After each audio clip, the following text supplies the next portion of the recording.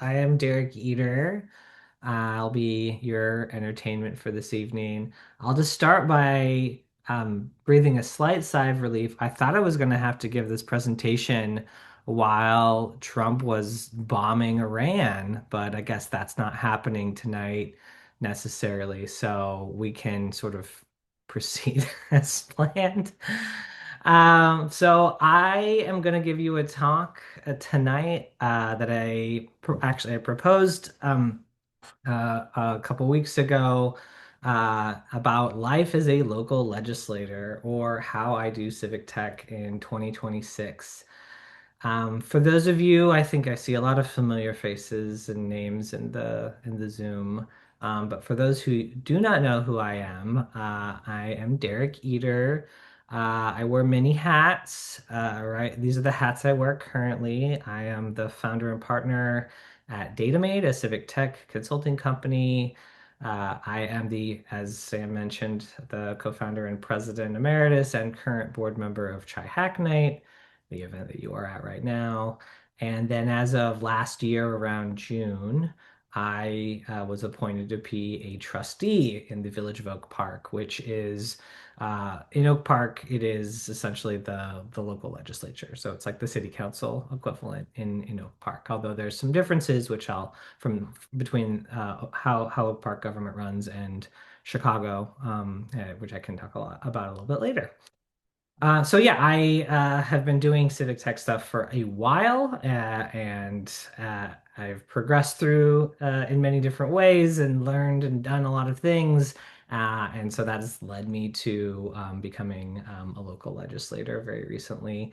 And now I've been on that position for a little less than a year, and I don't know everything yet, but I know some things, and I'm going to share them with you tonight.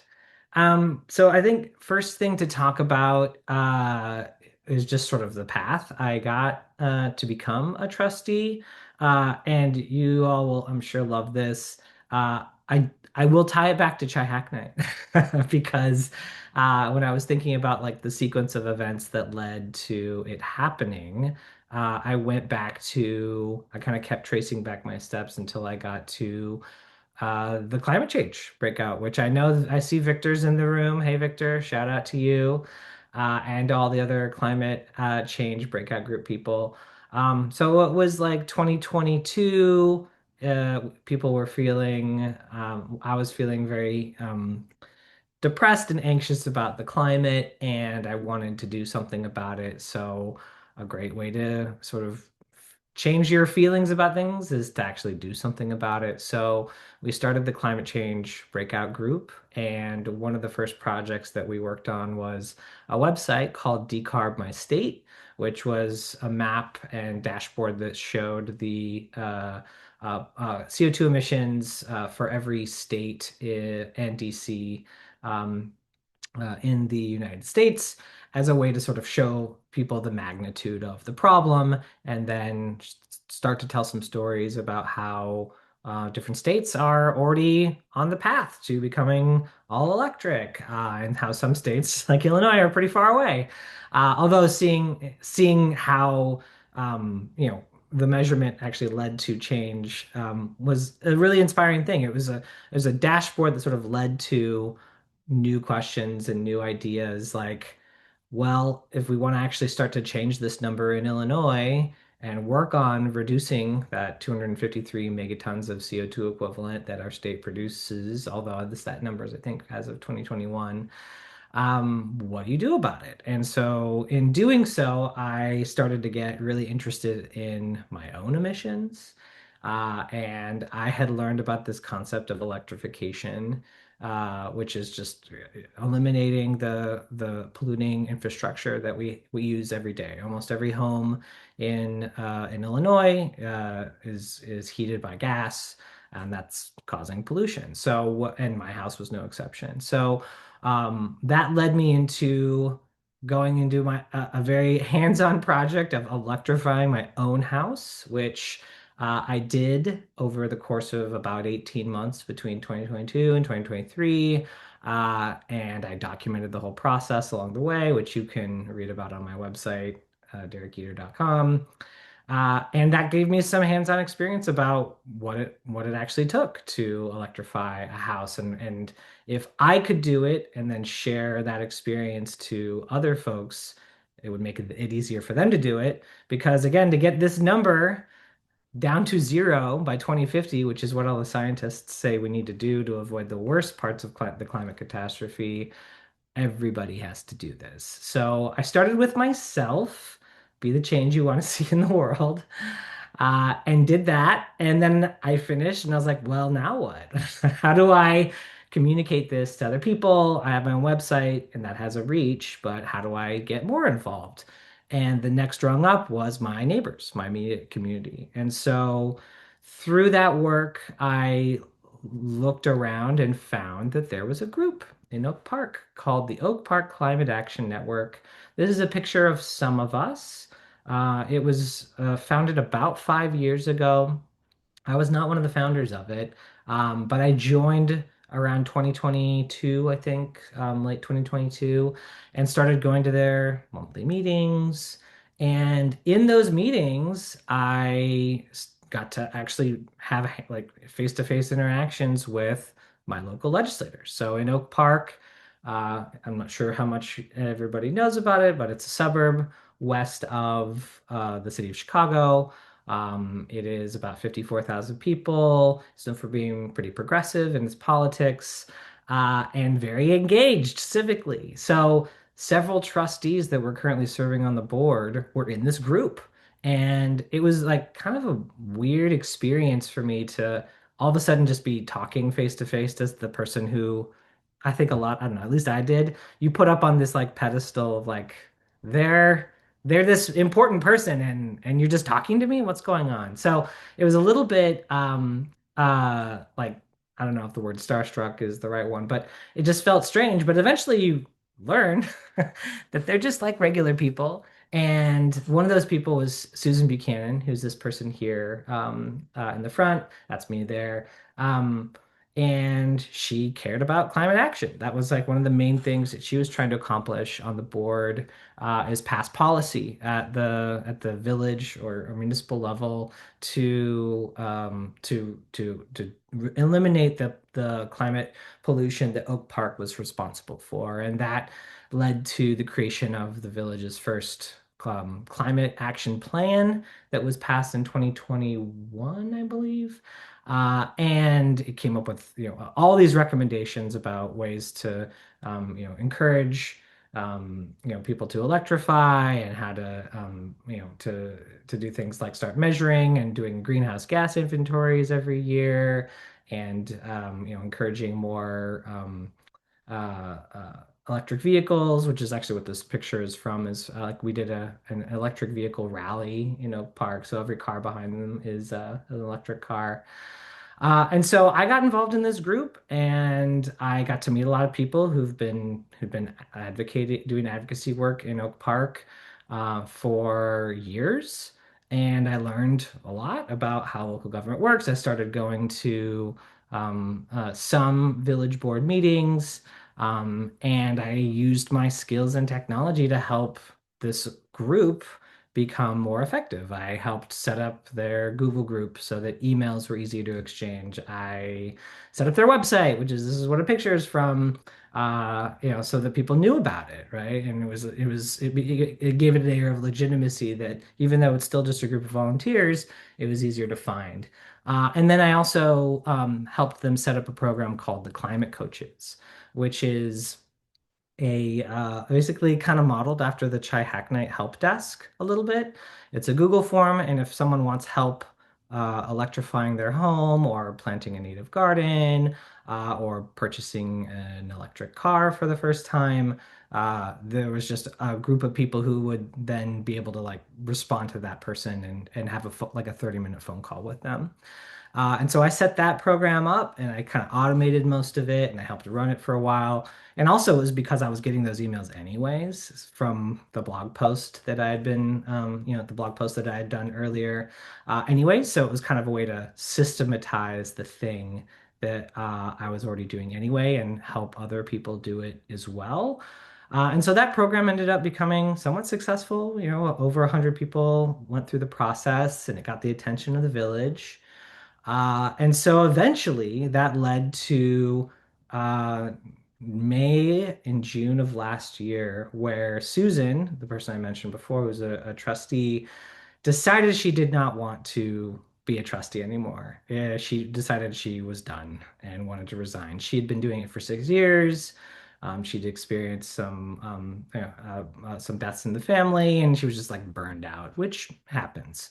And so when that happens, her seat was vacated, and the board president in Oak Park, Vicky Skaman, uh, it's her job to appoint someone to fill that position until the term is over, so until 2027. And so it was decided by both Vicky and I think Susan also expressed her interest as well that there'd be somebody who could carry on the climate action policies and be the advocate for climate action on the village board. And so I said I'd be up for that.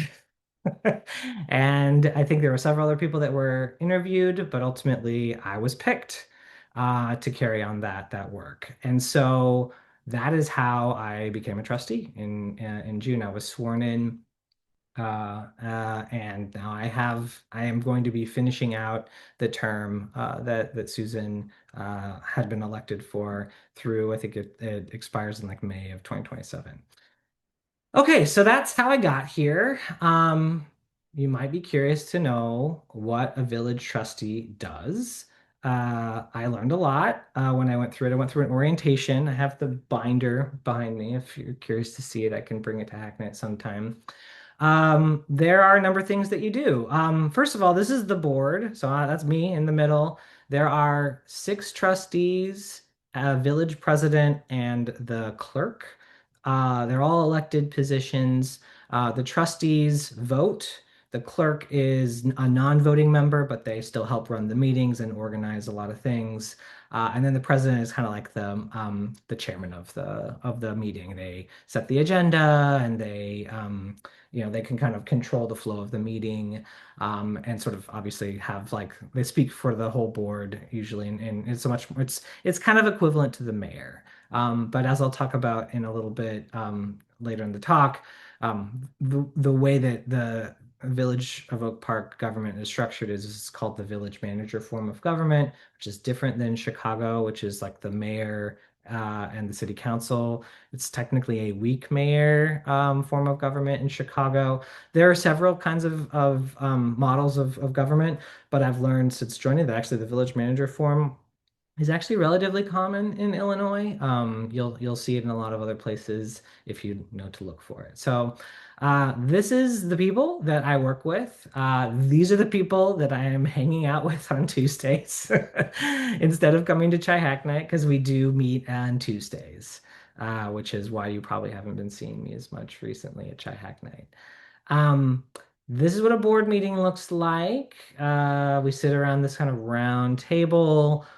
We have a microphone. It's all recorded and streamed on Legistar. And you can see here we're talking about, I think that's the chief of police who's up there speaking. So we're having a conversation around a topic around policing here. You can't see, I'm kind of cropped out of this picture, but that's my laptop there. So I'm using that to kind of stay organized. Board meetings are in Oak Park, I'm told, are long relative to other places. They technically start typically around 7, although sometimes they start a little bit earlier. Um, but they go technically until 10 o'clock. And if it goes beyond, someone has to make a motion and a second to extend that time. And it happens, since I've joined at least, that happens more often than it doesn't. So we haven't gone past midnight yet, but they can go for 4 or 5 hours. There's a lot of topics that are discussed. Sometimes, like I mentioned, we start early and we go into what's called executive session. That is a special way in which an elected body can get together and have a sensitive conversation. Usually it's about things like staff or a lawsuit or anything kind of legal in nature that is important for us to discuss, but is not something that is to be public because there's sensitive information involved. And so that will happen, and that's all sort of everything is kept in check by the village attorney who's making sure everything we're doing at any given point in time is actually like following the rules. But then you can see kind of on this agenda here, this is just the agenda from the last board meeting we had, which was on the 24th of March. It follows, it's kind of dense to read through, but it follows a pretty typical pattern. We call the meeting to order. We're following the Roberts Rules of Order, so that is like a pretty typical thing to do, which means, things have to be motioned and seconded, and you can withdraw your motions, you can make amendments to things like it's a very like standardized thing that we follow. There's always a moment in the beginning for public comment, which you probably, if you've ever been to a public hearing before, there's a wide range of different kinds of public comment that come through. And we also cover a lot of topics. It's just like a random assortment of stuff, right? We could be looking at reports or presentations. We could be looking at some zoning board of appeals recommendation. There's just a wide range of things that we like look at any given evening. And there's a sort of a sequence to it. We take roll call and attendance. Are oftentimes proclamations. This is also very common in a lot of public boards. Chicago City Council loves to have their proclamations as well. It's basically just a moment to sort of like there's a document, and we usually invite people, and in this particular one, we had four proclamations. There was the Transgender Day of Visibility. There was the Arab American Heritage Month. We also had the National Community Development Week, and then a proclamation honoring Dr. Percy Julian, who was a former Oak Park resident. Um, so those happen, and then there's something called the consent agenda, which is basically a list of things that are deemed by the village staff to be non-controversial. It's stuff like receiving our financial audited report for the month of June, and just it's a standard thing that happens kind of like clockwork, or paying this bill, or things that they don't think will require any debate. And almost always that consent agenda is just voted on all in one big block, and everyone just votes it, and then we just move on to the regular agenda, which is the stuff we actually plan to talk about. I'll say usually that happens, but it is one of the jobs of each of the board members is to look through that consent agenda. And if there's anything that we don't like or we have questions about, we can pull something from the consent agenda. So that is something that happens, about 50% of the time, maybe since I've been there. You see an item, and I've pulled things from the consent agenda. It is one of the, I'd say, powers that we have as trustees to be able to say, I don't want to just pass this thing. I want us to talk about it before. And you can vote no on stuff too, and that happens. And sometimes things have been pulled from consent. Sometimes things are discussed and then removed from consent when it's clear that there's not even enough votes to go for it. It's just a lot of there can be some back and forth that happens on the consent agenda. I've definitely pulled stuff from consent before, and then I voted against it, but it passed anyways. That happens sometimes too. I'll actually have an example of that a little bit later on. And then the majority of the meeting though is the regular agenda, and there are usually three or four substantive items on there that we talk about. Although it can just depend, right? It's the job of the village staff and the village manager to kind of come up with a f- a the right number of things and estimate the amount of time it's going to take. But sometimes things that are unexpected come up, and the meetings can go long.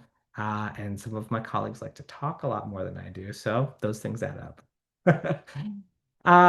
So that is what a board meeting looks like. When I joined, I think it was made pretty clear what the expectations were. There's a number of explicit obligations, like going to every board meeting. We have about 32 a year. I was appointed to the finance committee, so there's additional meetings to talk about the budget and other financial things. I am also on a cross-board a collaboration called the Collaboration for Early Childhood, which is an organization that's quasi-governmental. It's like a governmental partnership that the village and the school districts pay into to essentially create a support structure for like preschool and early childhood education in Oak Park and the surrounding area. We also have a number of commissions, citizen advisory commissions, which is something that I would say is probably a little bit unique to Oak Park. We have about, I think there are 19, 18 or 19 advisory commissions that are dealing with different aspects of, there's one about building codes, there's one about energy environment. There's also ones, there's like a, you know, there's the Plan Commission is one, which has a little bit more power. There's the Historical Preservation Commission. There's the the Technology and Information Systems Commission. So there's a number of these, and some of them have more power and more influence and ability to do things than other commissions. But each one of them has at least one liaison, which a trustee or liaison. So as my part of my job, I am the liaison to the Building Codes Advisory Commission, which I served on for about a year before joining. And then I'm also on the Energy Environment Commission as well. So those are the explicit ones. There's also a lot of implicit obligations that you don't really know about until you get there. So I've tried to enumerate some of those. One is that just, you're always talking to your fellow trustees. You're always trying to figure out, if there's a big vote coming up where everybody lands, there's lots of negotiations happening.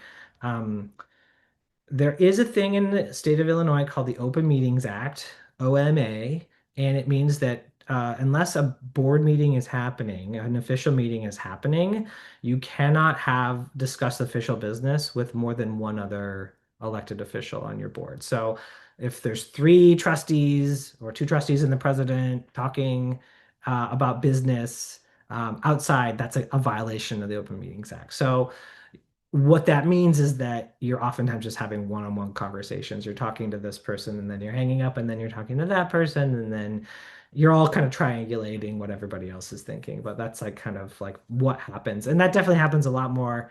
It sort of like accelerates as you get to Tuesday night. I'm talking more than likely talking to people on Tuesday afternoons, especially if there's a big item that we want to discuss, just to make sure we're all on the same page and all of that. So that's happening. We have a village manager who's essentially like the executive director of the village. They're a hired staff, but they're kind of like the boss of all the staff. And our job is to manage the village manager, and the village manager manages all the staff. And so that means that we have a lot of interactions with our village manager, Kevin Jackson, and I have standing meetings with him every month.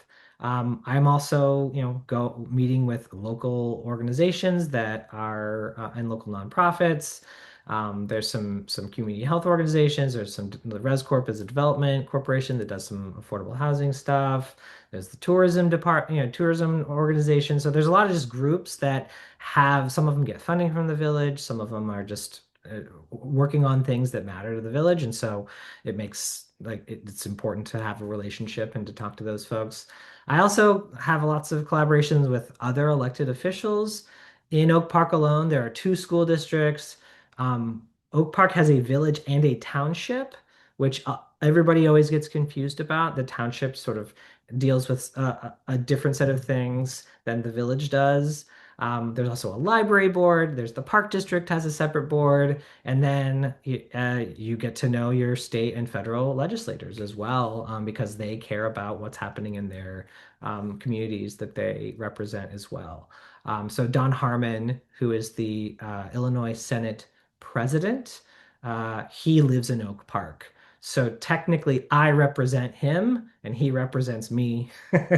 Same thing goes for Fritz Kagi, who is currently our assessor, although he did not win a third term. So, but he lives in Oak Park as well. So, like again, there's like I represent him as a trustee in Oak Park, but he represents me as the Cook County assessor. And then also just attending community and social events. In fact, just earlier today, I was at a ribbon cutting ceremony for a new drop-in site for mental health services. So that was something I went to earlier today.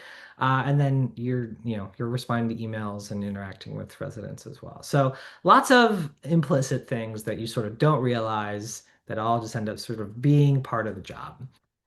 Um, so, yeah, I mentioned this a little bit earlier. The village manager form of government is how Oak Park works. I'm sorry for this blurry picture. This is a picture I took of my orientation manual. This is technically the org chart for Oak Park. The citizens of Oak Park elect the village trustees and the clerk. And then we, trustees and president, manage the village manager. And then there's everybody else under him, all the departments police, fire, development services, public works, law department, finance, adjudication, public health, sustainability, communications, HR, all that kind of stuff. There's about 420, I think, employees at the village of Oak Park. And so the village manager's job is to manage all those folks, and then we manage the village manager. Okay, so that's what it looks like. Some big things I've done since joining the board. These are like some of the big legislative things I've weighed in on. We passed a comprehensive bike plan. It's something that I really can't take much credit for. A lot of it was put into place. A lot of research was done way before I even joined the board. But this is a picture of some of the bike lane and infrastructure improvements that are going to be made. Some of them already have been made now in Oak Park to make biking safer in the village, to encourage more biking, to make it safer, to make encourage more people to ride. And I was a big supporter of this. I ride my bike. Actually, I've ridden my bike to many board meetings now. And it's also, I care about it from a climate perspective because a bike trip is one less car trip. And the fewer driving you do, driving trips that are done, the less emissions that are, that we're putting out into the world. So this was a big win. Again, a lot of this was baked, and I just got to join, and maybe it was like a month or two after I joined, I got to vote, and I voted yes. Another big one, which is probably the most controversial vote that we took since I joined the board, is we canceled our Flock contract. I don't know if anybody has been following, but Flock are these cameras that are placed throughout many, many public roads, and they snap a picture of a license plate of every vehicle that drives by, whether or not you've done anything wrong. And then it creates this database that law enforcement will use to go and if a car was stolen, they can like basically do a reverse search and say where did we see this license plate last? And they'll use these flock systems to track cars that were stolen or if there's other crimes that were allegedly committed in a vehicle. We canceled it because it was article after article after article and research after research came out showing that this information was being used and abused.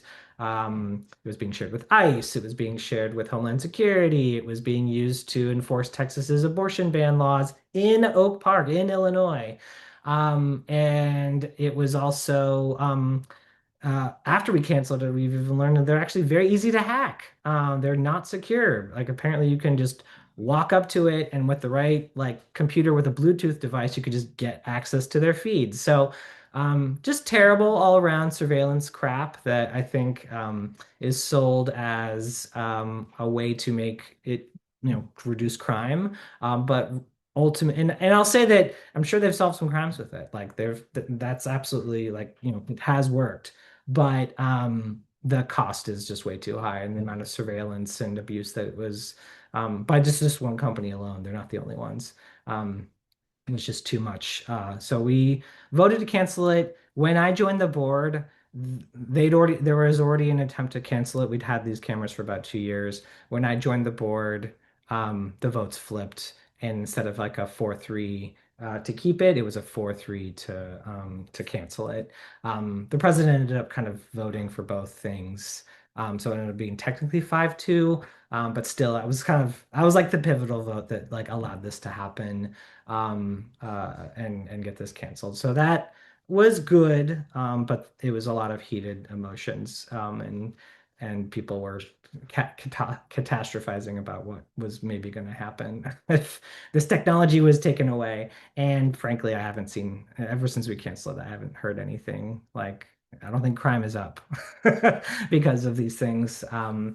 So, anyways, that was a big one. Another one is, if you can remember, back in September and October, there was Operation Midway Blitz was happening, and just like every other municipality in the Chicagoland region, we were trying to figure out what to do to protect our residents from ICE and immigration enforcement. We passed something called ice-free zones, which was modeled after the city of Chicago. And we essentially made it explicitly not allowed for immigration enforcement to happen on village property. And we also collaborated with the township, technically the township did pass theirs first. Juan Munoz led that charge at the township, and so they passed it. And then we also talked to, I think the library also passed it there, and we tried to talk to some of the other bodies as well to get them to pass something similar, although I don't think they were able to. But we did this, and this is a picture of the village hall parking lot, and we've actually installed barriers because ICE was just starting to use our parking lot and they had like they were swapping detainees in our parking lot, and so we like made it a point to not allow that to happen.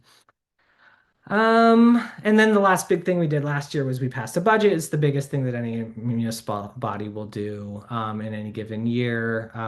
Any government body really. This is the most takes the most work, has the most impact. It's the statement of values. It's the statement of what we're actually going to spend our money on. And so I was involved in that and did a lot of work on that through the finance committee. There were many other things beyond that. I mean, again, if you looked at that agenda I showed earlier, there's just a lot of things that happen every that we vote on every single meeting. And these are just a few other of the things that we voted on in just in that first like year, like really 6 months that I became a trustee. I won't go through all these, but I do have a blog post on my website if you want to dive into all the details here. Yeah, so what's coming up next? We're in the middle of talking about a major renovation to Village Hall, which is long overdue. There's lots of deferred maintenance on that. We're talking about building a new police station because our current police station is in the basement of Village Hall, and it has like not great working conditions. We're going to be revisiting the inclusionary housing ordinance. We're going to be looking at zoning reform, and potentially eliminating single family zoning in Oak Park, which could potentially be really exciting. And then I do plan to run for re-election in 2027.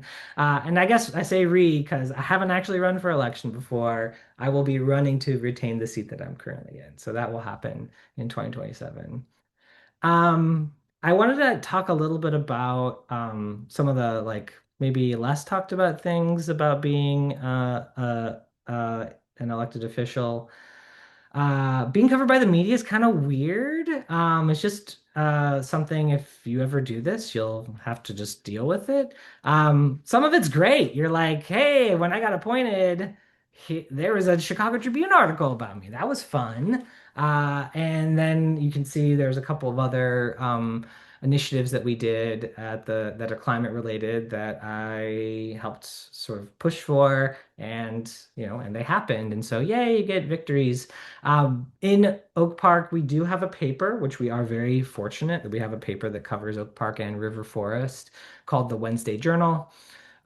So it's great to see, and have a print edition as well. So it's great to see the things you do in the at those board meetings. Someone's watching and they're reporting on it, which is greatly appreciated. And then this sort of shows some of the other things that we do that doesn't, again, I wasn't really I came into this trying to do more climate action stuff, but that's not the only part of the job that exists. You have to address all these issues that are going on in any municipality. So, I certainly didn't want to spend time thinking about ice and how to like protect our residents from ice, but you just have to, right? And so we pushed to unanimously pass that ice-free zones ordinance. We're looking at zoning. So just recently, I made a motion to tell staff to look at the impact of historic districts on local development. And then this last one here is an example of something that I didn't want to happen. I voted against, but it happened anyways. That is that we bought a chatbot for our website, and I voted against it. It was on the consent agenda, and I pulled it from the consent agenda because I didn't think it would, they didn't actually show that it would like meet any of the needs of residents. The vendor, even though I asked, um, like a while in advance, they never were able to give legitimate, like actual data showing the value that a chatbot would provide if we added to the website. And I was also concerned about the climate impacts of using it. We actually have in our climate action plan that we will not buy technology that's bad that like harms the environment and pollutes the environment. And if you come watch in a month or so, you're going to hear a presentation about data centers and AI and their impacts on the environment. So, but I voted against it, and but the rest of my colleagues decided they wanted to try it out anyways. So I lost that vote, but I still think I stand by the vote because I don't think it's going to pan out. I'm happy to be proven wrong, and then I guess that is another thing to note about the way a board works is once the board decides on something and votes on something, it's settled and we then support it, right? It is the will of the board as a body, even if you voted against something, to support that decision going forward. So now that it's happening, it's happening, and I am going to look at the data and see, when they come back, I think in a after a year, we ask them to give us data about how it's working, and I'm going to look at that data and we'll see if they get a renewal of their contract or not. I just wanted to close because I have a little bit of time left for questions. I want to make sure there's that. A few lessons learned. We definitely need more decision makers in government with technology knowledge. I've learned there is one other trustee on the board who knows about technology, and I think that's like rare that like two of the seven of us are like tech people. But there's just a lot of technology decisions that come through, and a lot of legislators don't know a lot about the inner workings of technology.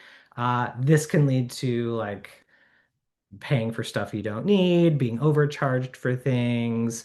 There's a lot of downsides to not having that technical knowledge. And also just like technology is impacting everything these days. So I think it's just really important if you're thinking about becoming a local elected and you're a Triachnate person, chances are your technology knowledge will be actually really useful. And you might be the only person in the room who has like a technology background and knows about these things. I have an asterisk next to this because you cannot just be a technology person. That's not a sympathetic group. And there are way more things going on in the world that you need to know about. You can't just be a techie. You have to have something, at least something else that you know about and care about and are passionate about. For me, that was climate action, right? Like I happen to know firsthand about, what it takes to electrify my house, and I was involved in this climate action group. So it was that plus technology that I think made it like an attractive thing for me to be appointed to the board. So find a thing that is not just technology, and I think that could potentially give you a leg up. Um, to that end, find a group organizing on a topic you care about, join it, and then do stuff. Don't just be on it, but like actually try to use your skills to help that group do more. Because I think that at least for me, was a gateway for me to becoming, it was a very obvious stepping point for me to go from I care about this thing to okay, now I'm doing stuff that's impacting local policy to now appointed to the board. So that is definitely, I think, a thing that potentially could be reproduced elsewhere. Um, and then, yeah, the topics that we cover as a board, as a board are broad. And I know some things. I'm like knowledgeable about some things, but I'm not an expert on everything. And so it's really important to find experts that you can rely on for different topic areas that you don't know a ton about. I didn't really have to think too deeply about like police accountability, but now I do. And it really helps to have folks that are experts in police accountability that I can ask them questions of and know that I'm going to get, good, honest, well-researched answers. Same thing goes for public health and housing, many topics that I sort of have dabbled in. And I will say that being in uh, going to Chi Hacknight for all these years, I've learned a lot about a broad set of topics. You can go back to our YouTube archive and just see how many different topics that we cover. And it's been great to have that. But still, like, there's just so many details, and the votes we make are have an impact, right, on again those 54,000 people that live in Oak Park. So it's really important, I think, to really do as much as you can to have good information and expert opinions and expert research before you make a decision. Village staff do serve that function for us. They will do the research and come to us with with a set of recommendations based on what they know, and that is absolutely a resource as well. But I rely on them and others as well to make the decisions that I make. And then I think the last bit of learning I have here is this just keeps coming back to me. This is a Michael Brooks quote, which is "Be kind to people, be ruthless to systems." I find that kind of works for me. I try to be a pretty nice person. I try to treat other people with respect, and I'm not confrontational. I don't like yelling at people. I know some people that's a style. That's not my style. Um, but man, like systems are really the thing that you should be focusing on. There are so many systems that exist, and I find it really valuable to learn as much as you can about them so that you can and really be unforgiving when look at the data, use the research and data that you have at your hands to be able to understand systems and then try to change those systems, because that is like I think that is the name of the game when you're talking about policy. Is the more you know about how these systems work and don't work, or who they're working for or who they're not working for, the more effective you can be when it comes to making policy changes. So I try to do that, but I try to be nice to the people who exist within those systems. So that's something that I keep coming back to. I will close with one final. This is just like the funniest, weirdest thing that's happened to me since I joined the board. This is a Facebook post. I'm not on Facebook, by the way. I quit 10 years ago, but people are on Facebook a lot, especially in Oak Park. And this is a Wednesday Journal article about like, a grant program that I was advocating for. And that's a picture of me. This particular paper loves to reuse the same photo of me like all the time. So, there's lots of ways to interpret this, but this comment at the bottom, are we able to have a Derek Eder free day at some point? I was just like, I'm like, this is just the funniest thing I've experienced. Like, is this maybe they're just seeing my face too much or what? But whoever this person is, and I've graded them out. I don't even know who they are. I've never met them before. They certainly know who I am. But I'm sorry to disappoint this person that they will not have a Derek Eater free day for a little while at least. All right, that's my talk. And I have 9 minutes left, so I'm happy to take your questions. Awesome. Well, we have quite a few that are in the chat that have, Joel's had a lot. Um, I don't know if you want to do them live or you want to read through some of these. What do you think? Yeah, why don't you, yeah, just pick, yeah, read through Oh, them. okay, all right. Let's see. There's a lot about you running, but I think you said you're going to run again, so that's answered. Um, about the consent agenda, how long do you before the meetings do you get them? Oh, that's a good question. The Open Meetings Act requires that the agendas be published publicly. I think it's I forget how many days in advance.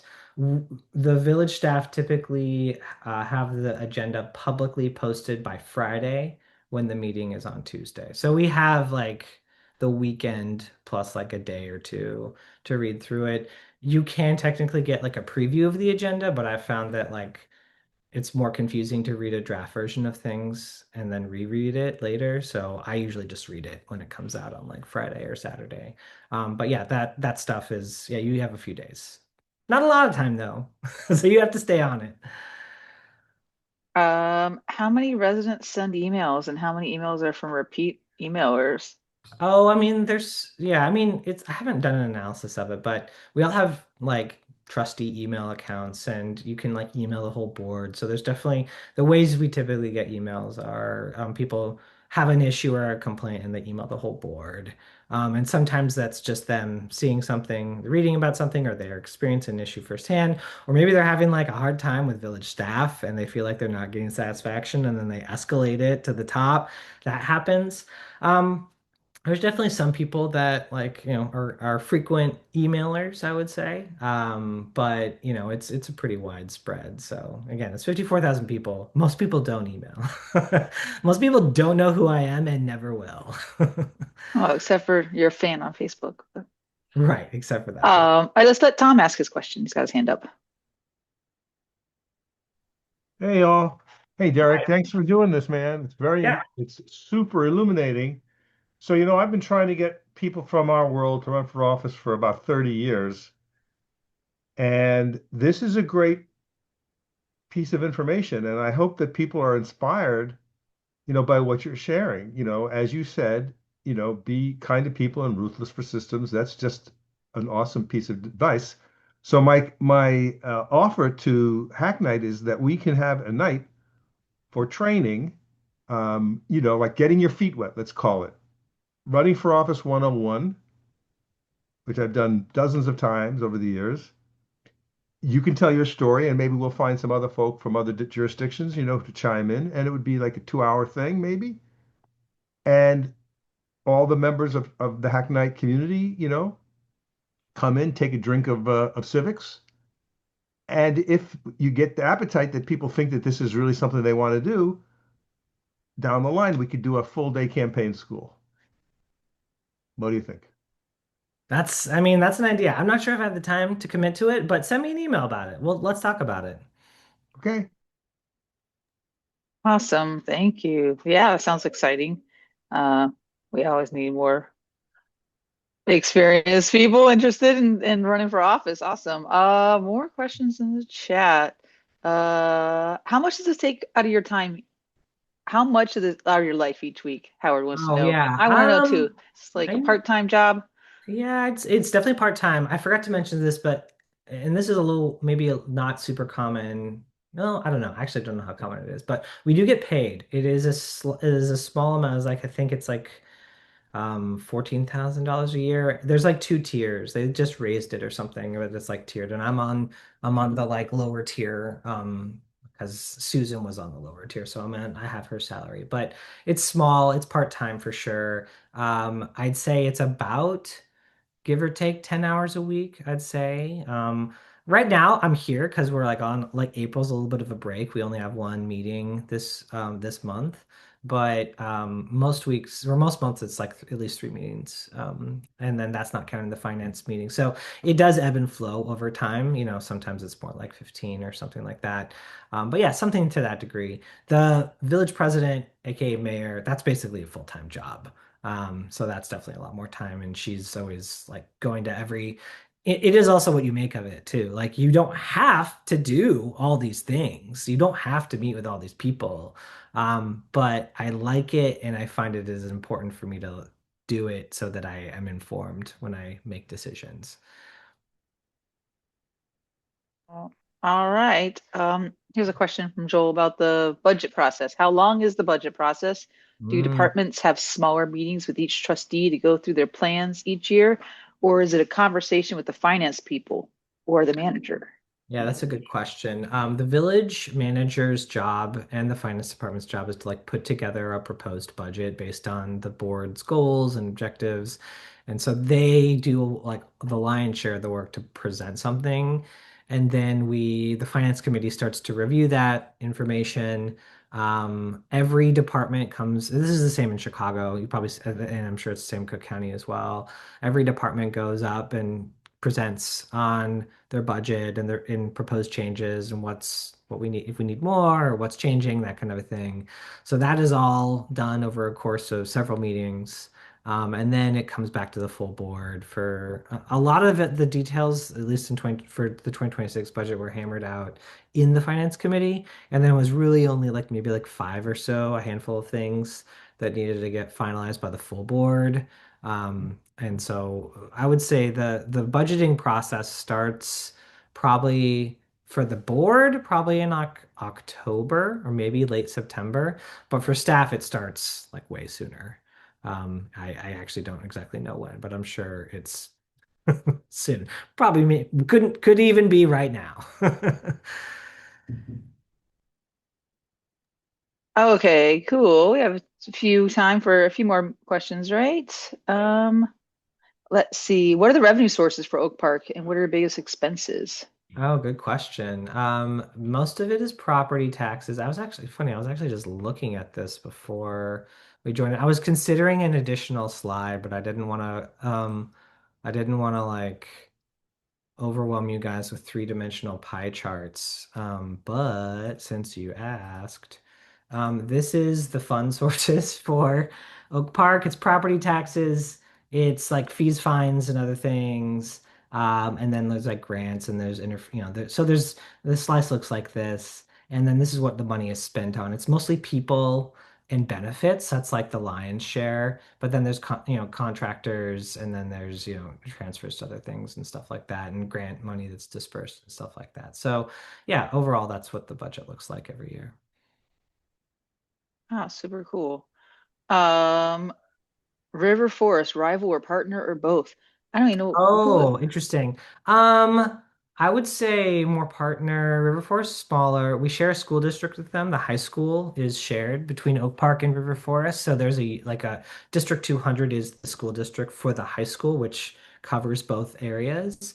I wouldn't call it a rivalry. I'd say policy wise, there's a bigger rivalry with the city of Evanston. Like we're always trying to like who's going to out progressive each other. Like we're going to pass a climate action bill. We're going to pass a climate action bill. We're going to do ice-free zones. We're going to do ice-free zones. It's like, and it's funny because it works every time. If I want something to happen and I can say Evanston has done it already, it Did they works. have reparations? You guys didn't have that. Yeah, that's a good one. We should be working on that. I haven't connected with the people who are pushing for that here in Oak Park, but I know they're around. Yeah, that's definitely one Evanston has on us for sure. About the chat bot, does the data from the chat bot include potential erroneous statements that it makes? Oh, yeah, they're going to tell you when they're hallucinating. They claimed that they don't hallucinate, which I am a little like skeptical of, but they claim it's trained on Claude Sonnet, I think is what they said. And they claim that it only indexes information from our own website and they'll only produce information that comes from our website. I know you can like turn the temperature all the way down on those things, so maybe they have. But they did give us assurances that it wouldn't hallucinate, aka make stuff up. I haven't seen it in action though. Okay, and let me just wrap up our questions. And what was the most surprising about the transition from civic tech to government, and what was the least surprising? Let's. Oh man, most surprisingly surprising. Um, I guess I was sort of surprised at like I guess I found that making the decision on what to vote for, like I felt like I thought that'd be harder, but I think like at least for me, the way the process I've come to, I can come to a decision like with the information I have. And I'm also open to like my just like my decision being like my mind being changed in those meetings. That happens sometimes too. But like I found the decision making process was not as hard as I thought it would be. But then the thing I sort of didn't realize was going to be more work is just the interpersonal relationships between all these different people. There's all these existing relationships that some people have had for like decades, right? And it's like so and so doesn't like so and so, and these people have an issue, and blah blah blah.